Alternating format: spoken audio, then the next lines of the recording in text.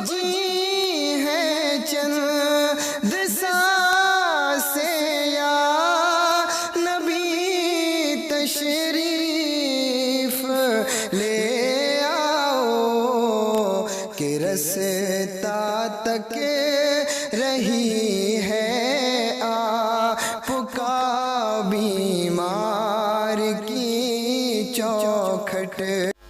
Karbala से जब ये काफिला चला 72 नेज़ों पे 72 सर, बस तवज्जो कीजिए, 72 नेज़ों पे, बोलिए कंजूसी ना कीजिए, 72 नेज़ों पे 72 सर हैं, 64 औरतें,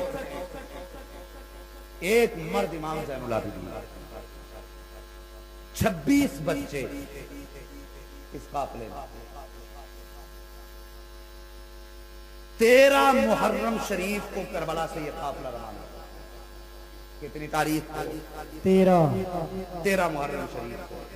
रिवायतें अपनी अपनी जगह, कोई कहता चादर छीन ली, कोई कहता नंगे सर कर दिया सैयदानियों। जो रिवायत बयान करते हैं उनकी मर्जी, लेकिन मुझे हजम नहीं होती।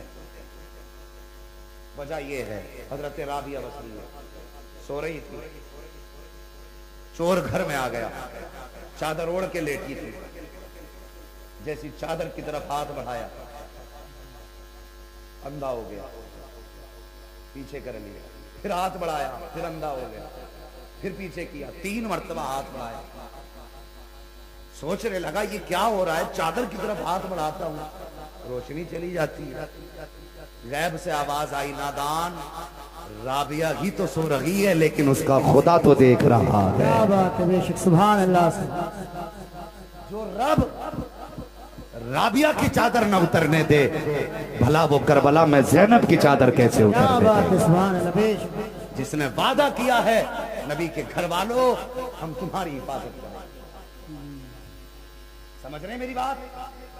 तो ये तरह तरह की रिवायतें, खैर जिसको जैसे पहुंची वो जाने, लेकिन मैं जरा तवज्जो करें, ये काफिला चला, बातें बहुत सी है लेकिन इब्तिदार की बात बताने लगा हूं। जब ये हल्ब शहर से तकरीबन 12 मील पहले एक बस्ती से गुजरने लगा, हल्ब एक शहर है, उससे पहले 12 मील पहले एक बस्ती से गुजर हुआ, तो जैसी मोड़ से गुजरे ना, तो वहां पे एक भिखारी खड़ा, आंखों से अंधा था, उसके साथ एक बच्चा। बच्चा कहने लगा, बाबा बड़ा काफिला है, लगता है कोई दौलत वाले हैं। तो बाबा जो बूढ़ा नाबीना था वो कहने लगा, जाने वालों मुझे नबी का सदका दे जाओ। सैयदा ज़ैनब ने जब इतना सुना चीख निकल गई थी। एक जमाने के बाद नबी का नाम सुना, आपने फरमाया का ये कौन है? हजरत फिजा ने कहा, बेटी ये सवाली है। कहने लगी, ये क्या कह रहा है? कहा, कह रहा है नबी की खैरात दे दो। फिर दूसरी बार उसने कहा, काफिले वालों मुझे अली की खैरात दे दो। बाप का नाम आया, यार बेटी थी सैयदा ज़ैनब, बेटी थी। कहती हजरत फिजा से, कहती अम्मा फिजा इससे कहो एक बार और मेरे बाप का नाम ले। उसने फिर कहा, जाने वालों अली की खैरात दो। फिर कहा एक बार और नाम ले, फिर कहा अली की खैरात दे दो।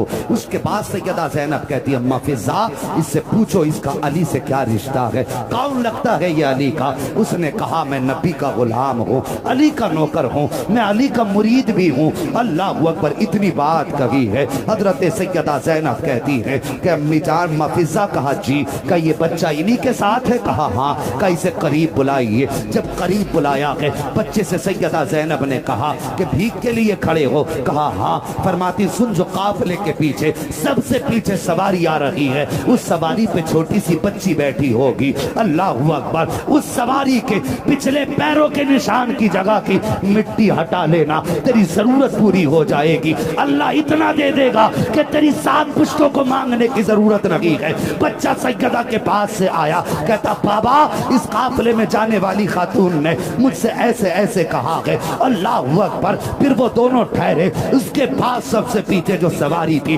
उस पे हुसैन की सकीना सवार थी। जब उसके पैरों की पिछले कदमों के निशान की मिट्टी हटाई थी तो सोने का ढेर निकल आया। बच्चा कहता बाबा अब क्या करोगे मांग करके, जो वो खातून बता के गई है यहाँ सोने का ढेर निकल आया है।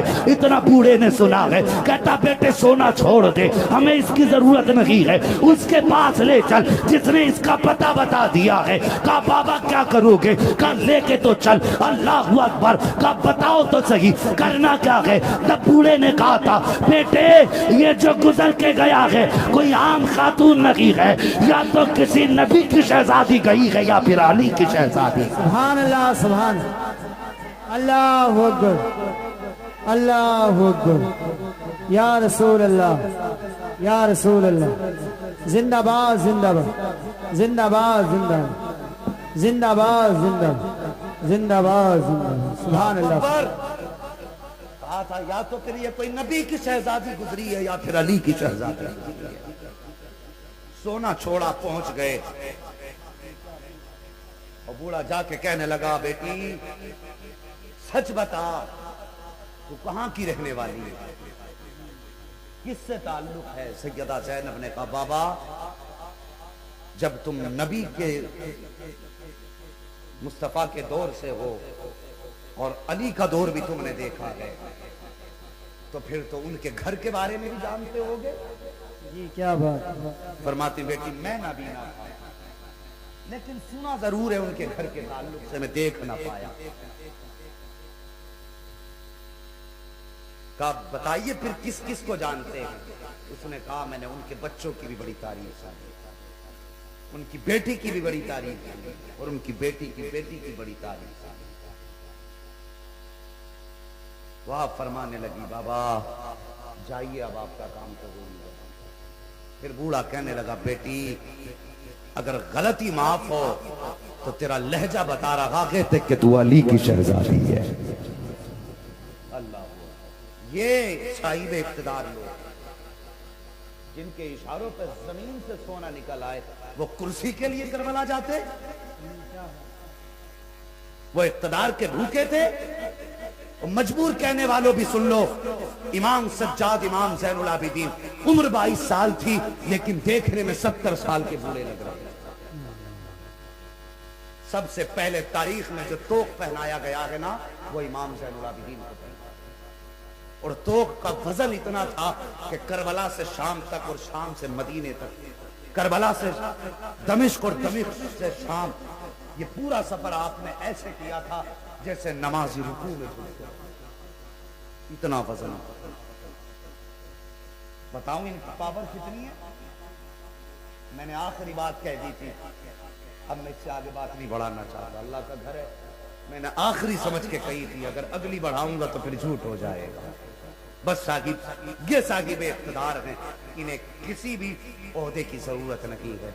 अल्लाह ने इन्हें पहले ही जन्नत के जवानों का सरदार बना दिया, पहले ही जन्नत के जवानों के सरदार बनाए गए हैं, फिर इन्हें इख्तिदार की क्या जरूरत थी? खुदा की कसम हुसैन एक फिक्र का नाम है, हुसैन एक सबक का नाम है, हुसैन एक सोच का नाम है, हुसैन एक नजरिए का नाम है।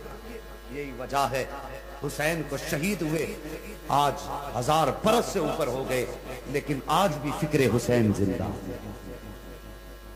आज भी फिक्रे हुसैन जिंदा है, आज भी हुसैन का मिशन बाकी है। साहिबो अगर इख्तिदार की लड़ाई होती तो जैसे दारा और सिकंदर का नाम मिट गया, कोई उनका नाम लेने वाला नहीं है, इसी तरह हुसैन का नाम भी मिट जाना चाहिए था, लेकिन नहीं। कत्ले हुसैन असल में मर्गे यजीद है, इस्लाम जिंदा होता गया हर करबला। जवानों ऐसे लोगों से परहेज करो जो मेरे हुसैन को इख्तिदार का भूखा कहता हो। हमारा हुसैन इख्तिदार का भूखा ना था, बल्कि उम्मत को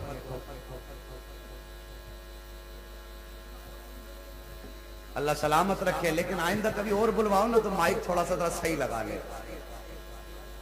अगर कोई बंदा है जी, अब आपकी चॉइस से मैं एक बात,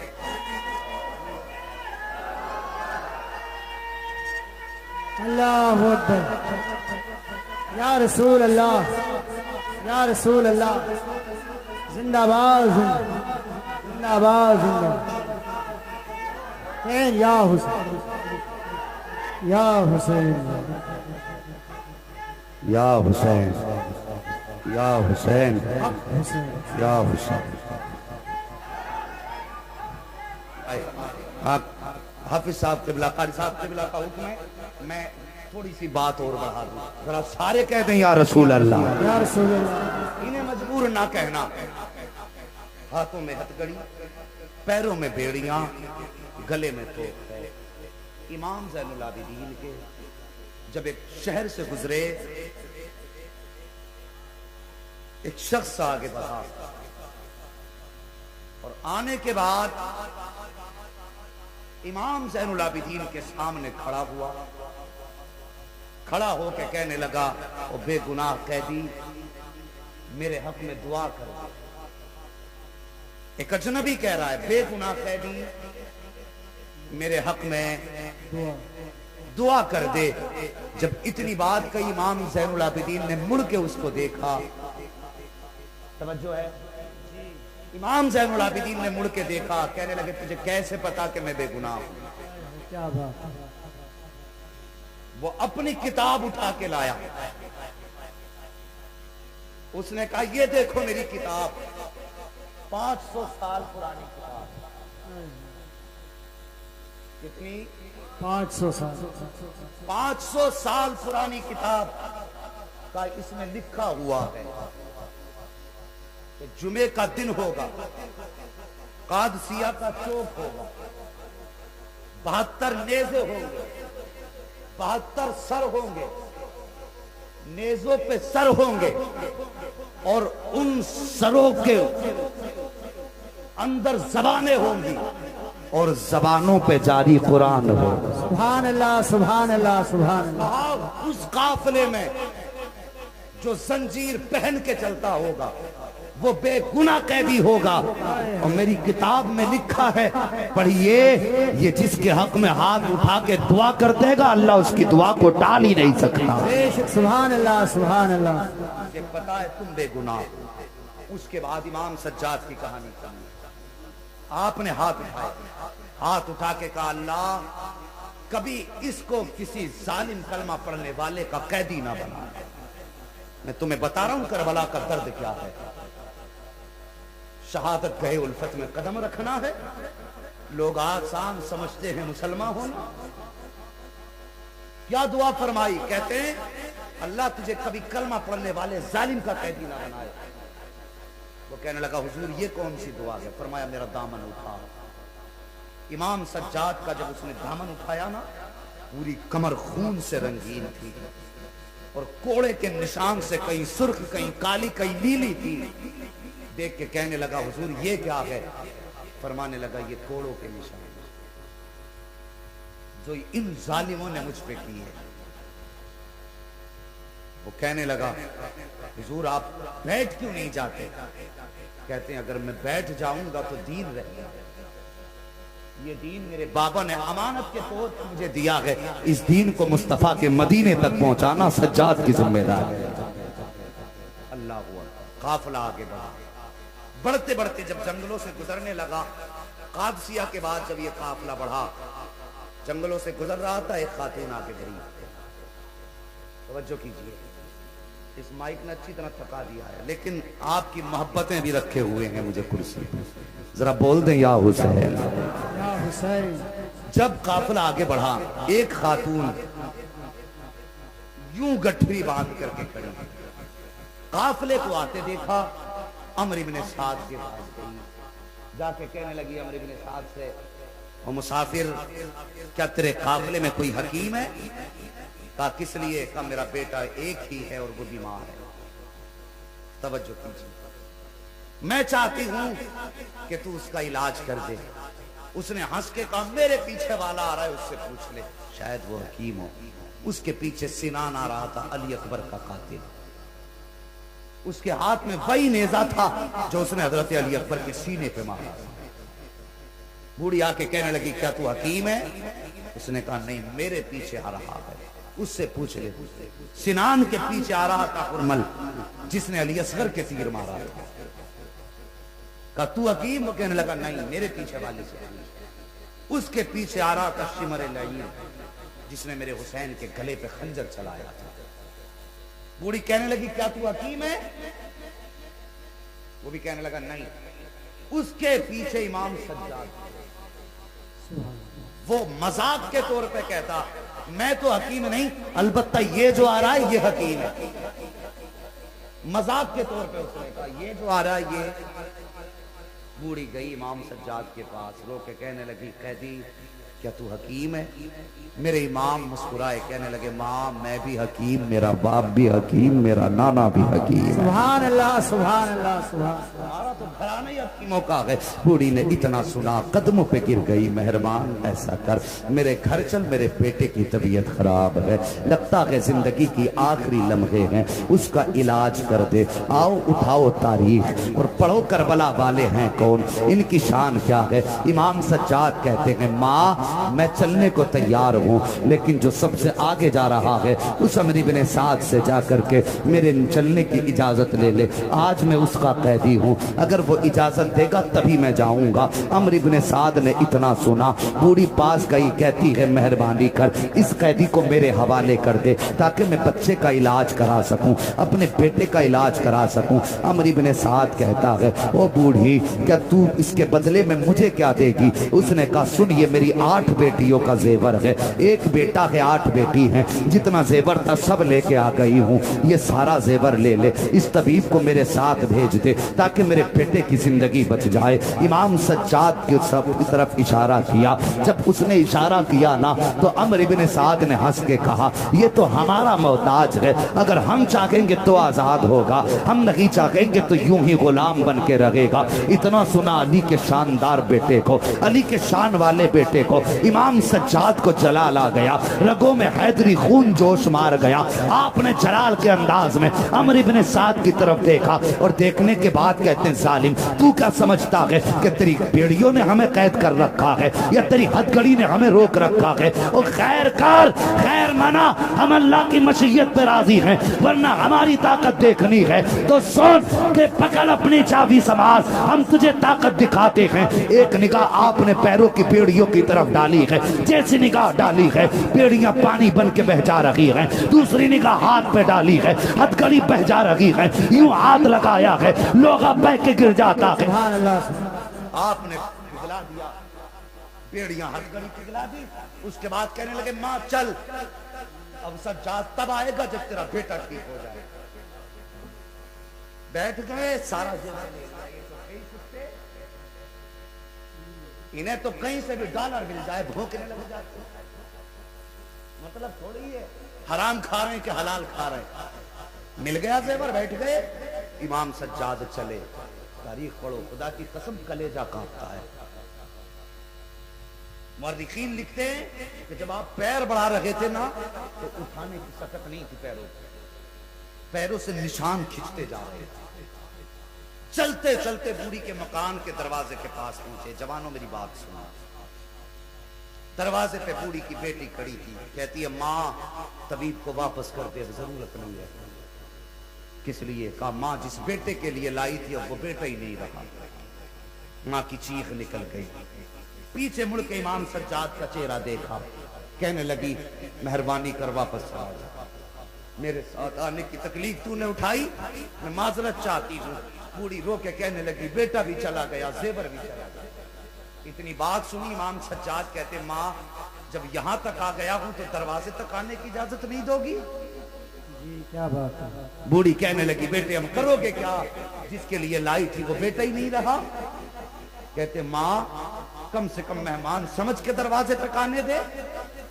बूढ़ी ने कहा ठीक है तेरी मर्जी, मैं तो तेरा वक्त भी बचाना चाहती थी, सफर भी बचाना चाहती थी।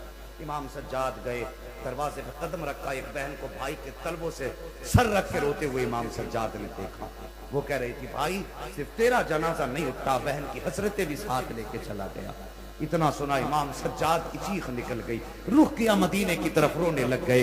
खातून कहती है तो हकीम तेरा तो कोई नहीं गया, तू क्यों रो रहा है? कहने लगी जब मैंने इस बेटी को रोते देखा है मुझे मदीने वाली सुगरा याद आ गई है, मुझे मदीने वाली सुगरा याद आ गई है। उसके बाद इमाम सज्जाद आगे बढ़े और जाने के बाद आपने उस जवान के पैरों की तरफ से कपड़ा हटाया, अंगूठा पकड़ के हिलाया, फरमाने लगे जवान, बहनों को भाई रुलाया नहीं करते हैं, बल्कि रोती हुई बहनों को भाई हंसाया करते हैं। इतना कहना था, जवान उठ के बैठ जाता है। जैसी जवान उठ के बैठा, बूढ़ी आई कदमों से लिपट गई, कहने लगी मेहरबान तू तो बड़ी शान वाला है, तेरी शान तो मुझसे छुपी हुई थी।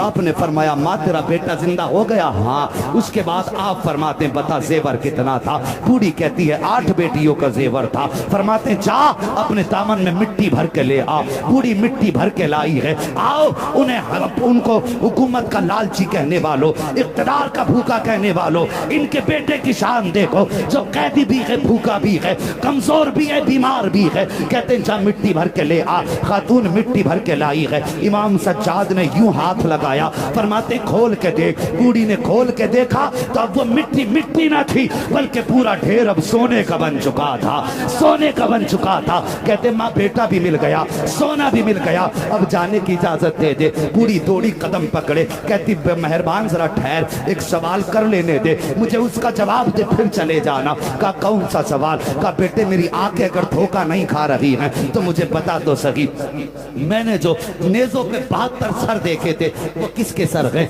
आप कहते हैं वो मेरे घर वालों के सर हैं, मेरे खानदान के सर हैं। बूढ़ी कुछ देर के लिए चुप हुई, फिर कहने लगी खता माफ हो तो पूछूं कहा क्या कि तूने मेरा एक तो जिंदा कर दिया है, अपने 72 क्यों जिंदा ना कर सका? तूने मेरा एक जिंदा कर दिया, तू अपने 72 को क्यों जिंदा ना कर सका? उनके सर नेज़े पे कैसे हैं? उस वक्त इमाम सज्जाद ने कहा था माँ मेरे आगे मजबूरी है, अगर मजबूरी ना होती तो मैं 72 को भी जिंदा कर लेता। का कौन सी मजबूरी? अल्लाह अकबर। कहते माँ यहाँ समझ में नहीं आएगी, चल मेरे साथ। आपने बूढ़ी का हाथ पकड़ा है और वहां आए हैं जहाँ 72 से नेज़ों पे 72 सर थे। आने के बाद अपने बाबा के सर के पीछे खड़े हुए और उसके बाद कहते हैं बाबा जान वो कुरान जो पूरे सफर में सज्जाद को सुनाया है फिर से जरा पढ़ के सुनाइए। इतना कहना था, सरे हुसैन जो पीछे थे सज्जाद खड़े, यूं नेज़े पे घूमा, रुख किया सज्जाद की तरफ, मेरे हुसैन के लब हिले हैं, कुरान की तिलावत की आवाज आ रही है,